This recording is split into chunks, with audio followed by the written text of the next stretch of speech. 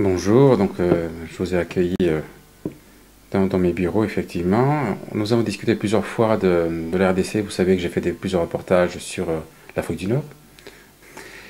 À travers les reportages que j'ai faits sur une partie du Maghreb, j'ai rencontré des personnes, entre autres vous, qui m'ont montré des reportages que vous avez faits sur votre pays, sur les missions qui ont été données par votre président Kabila. Actuellement, il a 5 chantiers, d'après ce que j'ai compris, qu'il est en route de mettre, qui sont déjà commencés. Et j'ai été interpellé parce que votre pays, qui est un pays classé à l'époque comme un pays en voie de développement, j'ai ressenti aujourd'hui que c'est un pays émergent. Ce pays qui en ce moment est en train de se souder à tous les niveaux sociaux.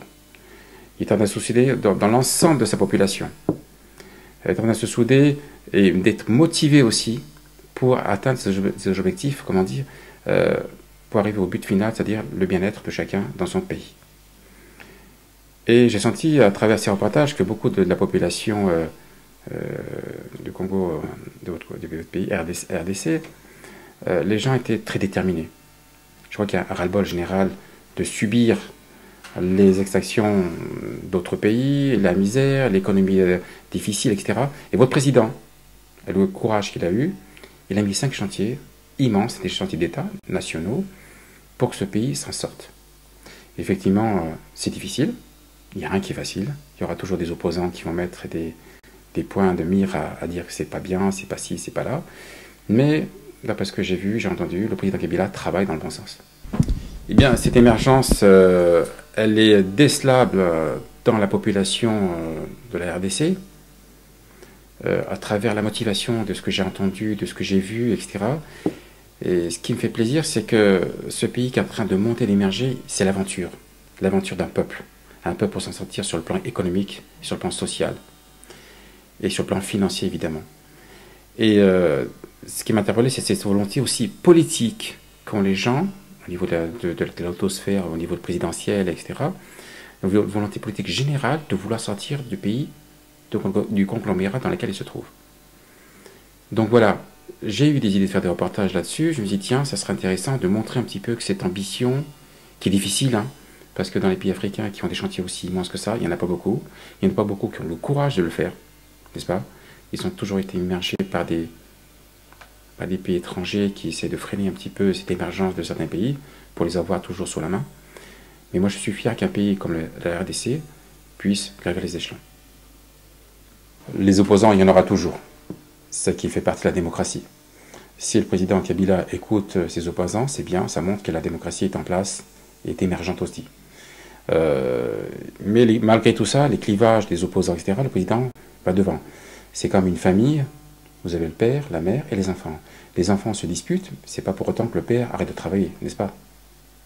Oui, oui, exactement. Et moi, je vois l'image du président Kabila comme un père, le guide du peuple, le guide du peuple du RDC. Et à travers ces clivages-là, je pense que le président Kabila travaille en ce moment, d'après ce que j'ai vu comme élément, travaille pour que son pays s'en sorte. Il ne soit plus à l'image ou sous l'emprise des grandes nations internationales. Des reportages, on en a plein d'idées de reportages, parce que le pays de la RDC est très riche sur tous les sens, sur son histoire, son passé, difficile et moins facile, sur son présent et sur son avenir. Il y a beaucoup de choses à dire au niveau, sur tous les plans, au niveau du peuple, au niveau des opposants qui sont en marche, la démocratie qui est en train de s'installer doucement petit à petit, grâce au président Kabila qui met ça en œuvre, les 5 chantiers qu'il met en œuvre actuellement et qui arrivent j'espère, à monter et puis à graver les échelons, même si le peuple aujourd'hui ne voit pas grand-chose au niveau des structures, comme on dit, quand on construit une jolie maison, il faut commencer par les fondations. Les fondations ne sont pas forcément jolies, n'est-ce pas? Donc le résultat n'est pas probant immédiatement. Il faut du temps pour les infrastructures. Parce que pour construire un pays, il faut des bases, il faut des fondations pour que le pays puisse monter. Sans cela, le château va s'écrouler. Et la maison, il n'y aura pas de maison non plus. Donc effectivement, j'ai pensé faire des reportages dans des villages, dans des villes, pour voir un petit peu quelle est la tendance, la répercussion des 5 chantiers du président Kabila, et voir un petit peu comment on ressent les gens à travers ces projets. Mais écoutez, avec quelques amis, on a pensé comment ça s'appelle, un planning de travail là-dessus. On va essayer de voir si on peut avoir les autorisations de venir à la RDC pour faire ce genre de reportage. Et puis on verra bien comment ça se passe par la suite, s'il y a des opportunités qui se présentent sur d'autres choses, etc. Mais on fera des reportages sur tous les plans. On essaiera de faire sur tous les plans, c'est-à-dire économique, social, politique, avec les opposants, etc. Pour bien montrer aux nations internationales que la RDC est un pays émergent. Et effectivement, ce projet de grande envergure, n'est-ce pas, il est au profit du pays de la RDC. Nous allons nous approcher des autorités compétentes concernant de tout ce qui est audiovisuel, voir un petit peu si nous pouvons travailler en partenariat dans ces projets. Parce que c'est un pays qui se développe actuellement. Et si tu heurtes la sensibilité de chacun, il n'y a plus de dialogue. Et le dialogue, c'est très important. Il faut un dialogue de chaque côté, comme de gauche, comme de droite, comme en France. Il y a un dialogue. Les gens se tapent dessus de manière verbale, bien sûr, avec les idées. Il n'y a pas de guerre, il n'y a pas de fusil. Mais c'est ça la démocratie, c'est l'échange des idées. Tu vois ce que je veux dire? Et on a eu des échanges des idées, ça fait qu'enrichir la nation. La nation peut qu'augmenter. Et par rapport aux yeux des communautés internationales, c'est fantastique parce qu'on voit un pays d'Afrique noire qui met des chantiers en route. Ces chantiers vont sortir de la misère ce pays sur le plan de la structure, l'économie, la communication, l'eau potable, les gens vont se nourrir, boire correctement, etc. Et ça va sortir la nation de cette misérabilité, comment dire, physique, mentale, etc. La RDC ne sera plus un pays, comment dire, ce sera un pays émergent en fait, c'est ça, émergent et même plus par la suite. Donc il faut que le président Kabila puisse continuer à faire évoluer ces chantiers, les faire avancer et peut-être communiquer un peu plus au peuple pour lui montrer ces chantiers, comment l'avancement de ces chantiers. Parce que lui, il connaît l'avancement de ces chantiers, il a toujours des rapports, des gens qui lui font des rapports sur son travail. Mais le peuple, est-ce qu'il a des rapports sur la télévision ou des prêts dans les médias, des presses, etc. Est-ce qu'ils lui font des rapports? C'est ça, parce que le manque de communication dans un peuple tue la relation, le dialogue. Et des gens mal intentionnés, je ne parle pas des opposants parce que je ne les connais pas, peuvent profiter de cette situation pour montrer le peuple contre le président Kabila. Donc il ne faut pas. Il faut montrer la vérité. Le président Kabila a monté des chantiers. Et quand il a monté ces chantiers, voilà ce que j'ai fait. Même s'il a commencé un petit bout par-ci, un petit bout par-là, parce qu'on sait bien que c'est difficile. Et il y a bien au départ des soubassements, comme on disait tout à l'heure. Il y a des fondations pour construire un projet, etc. Mais des fois, quand on construit des fondations, c'est pas joli, ça ne s'intéresse pas, ça sert à quoi, on n'avance pas. Et des fois, il y a des qui datent jusqu'à 10 ans, 15 ans, 20 ans de construction. On ne construit pas une autoroute en une semaine. On ne construit pas un port en une semaine non plus. Et puis toutes les infrastructures, en ce moment j'ai lu qu'il avait mis du câble optique pour le câble Internet, etc. Mais ça c'est une avancée extraordinaire pour un pays africain. Donc l'avancée elle se fait doucement mais sûrement. Voilà. Les Africains se réveillent. Que ce soit de l'Afrique du Nord, l'Afrique centrale. Il y a une émergence générale de crise économique à l'international. Et je vois que demain, ou aujourd'hui et demain, c'est l'Afrique d'abord qui sera le grenier de l'Europe. Et c'est en Afrique qu'on ira chercher du travail. Ah bon? Ah oui. C'est une bonne chose. C'est une très bonne chose. Et effectivement, en Afrique, il y a beaucoup d'exploitation de ressources qui n'ont pas été exploitées. Il y a une forte population de personnes qui ont été à l'école, dans l'école supérieure, ce qu'on appelle la matière grise. On ira sûrement chercher là-bas des gens pour venir travailler en Europe au niveau intellectuel, n'est-ce pas? Parce que vous avez des grandes écoles. Et puis, ce qui est intéressant, c'est que, je répète, c'est une aventure. Donc, l'exaltation des colons, etc., mais pas aux colons comme on l'entend à l'époque. On entend un colon, là, admettons qu'un jour je vais travailler dans votre pays, je vais amener quelque chose pour vous. Bien sûr, je vais en tirer un gain financier ou autre, une satisfaction personnelle d'abord, un échange avec vous, parce que ça va être une aventure, mais à la fin, qui va en tirer les bénéfices, c'est le peuple. C'est la RDC qui va en tirer le peuple. Ça va, vous avez des bonnes propositions? Sûr, d'après les économistes, oui. Moi, je ne suis pas économiste, je ne suis pas politicien, je suis rapporteur. Donc, je capte l'événement, le moment qui passe, ou qui est passé, pour donner aux populations, aux gens, l'idée de leur avenir, grosso modo. Ils le font à leur propre avenir, mais j'essaie de déceler un petit peu ce qui se passe dans le pays pour montrer aux gens, de l'extérieur en tout cas, même dans le pays, voilà, ce qui se passe chez vous, il se passe que ceci, cela. Il y a une émergence qui est sous-jacente, il y a un grondement de tonnerre, il n'y a pas de volcan chez vous, mais on sent que la population bouge, a envie de bouger. Et dans cette conjoncture économique difficile, il y a une volonté politique au départ de vouloir faire quelque chose. Si nos peuples africains, tous nos peuples africains avaient cette volonté politique que le peuple s'en sorte, tout le monde est gagnant. C'est surtout une volonté politique. Si nos peuples africains avaient cette volonté politique que le peuple s'en sorte, de manière très officielle et de manière très rigoureuse, l'Afrique s'en serait sortie depuis longtemps. Mais avec le marasme et puis les influences extérieures, vous savez ce que je veux dire, donc sans parler de puissance coloniale passée, il faut que l'Afrique entière s'unisse. C'est pour ça qu'il y a, je crois, en ce moment des comités, des réunions, des forums qui se mettent en place pour que l'Afrique noire, l'Afrique du Nord s'unissent pour affronter cette économie qui est difficile actuellement et qui est à l'international difficile. Mais cette volonté politique, moi je vous le disais tout à l'heure, cette volonté, il faut qu'elle soit émise par les politiques eux-mêmes de leur peuple. Parce que si on n'a pas cette tendance, comment dire, de volontariat, de permettre au peuple de s'en sortir, l'Afrique va tourner en rond jusqu'à épuisement. Donc ça ne sert à rien. Il faut absolument que ces pays africains s'en sortent. Et puis en plus, ça rend service un petit peu aussi, comment dire, à l'Europe. Parce que le problème de Nord-Sud, on le connaît. Il n'y a pas de travail en Afrique. La population émigre vers le Nord. Ça, c'est bien connu. Et en plus, avec la crise et la conjoncture actuelle, l'Europe n'est pas prête de recevoir des milliers d'émigrés venus de tous bords pour travailler, puisque déjà en Europe, le travail est au minimum. Et vu que l'augmentation de chômage se met en place à ce moment, c'est très difficile.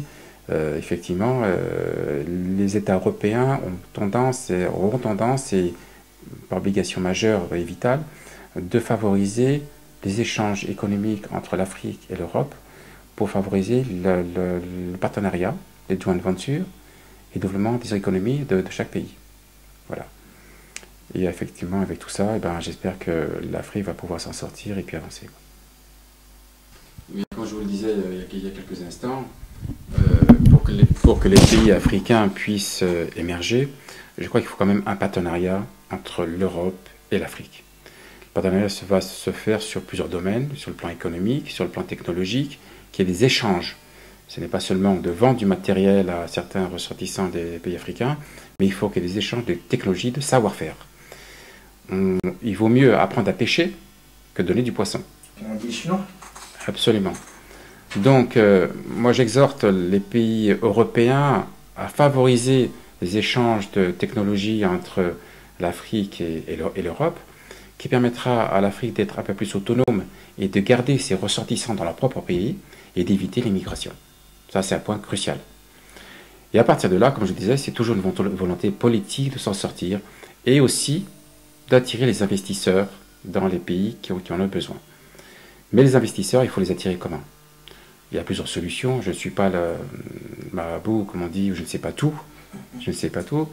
Ce que je peux en dire, moi, à mon niveau, c'est simplement donner confiance aux investisseurs de venir dans les pays africains. Qu'est-ce que cela veut dire, confiance?